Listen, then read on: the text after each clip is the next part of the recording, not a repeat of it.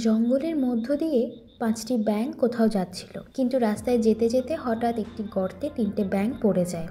যে দুটি ব্যাঙ গর্তের ওপরে ছিল তারা গর্তে পড়ে যাওয়া 3টে ব্যাঙকে উদ্দেশ্য করে বলে, যথেষ্ট গভীর গর্ত এটা, কোনোভাবেই তোমরা এখান থেকে বেরিয়ে আসতে পারবে না। দুই ব্যাঙের এই কথা শুনে সেখানে পড়ে যাওয়া 3টি ব্যাঙের মধ্যে একটি ব্যাঙ সে কথাকে সঠিক মেনে নিয়ে গর্তের মধ্যেই বসে যায়। বাকি দুইজন তখনও বেরিয়ে আসার চেষ্টা করছিল।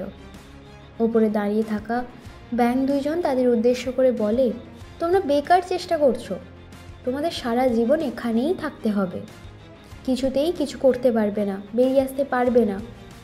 অবশেষে সেই চেষ্টারত দুই ব্যাঙের মধ্যে একটি ব্যাঙ হাল ছেড়ে দেয়, কিন্তু অপরজন তখনও চেষ্টা চালিয়ে যাচ্ছিল। ওপরে থাকা ব্যাঙগুলি বারংবার বলতে থাকে, তুমি পারবে না, পারবে না, পারবে না। কিছু সময় পর সেই ব্যাঙটি ওপরে উঠে আসতে সক্ষম হয়। সবাই অবাক হয়ে যায়, ব্যাঙটি কিভাবে ওপরে উঠে আসলো জানো? আসলে সে ছিল কালা।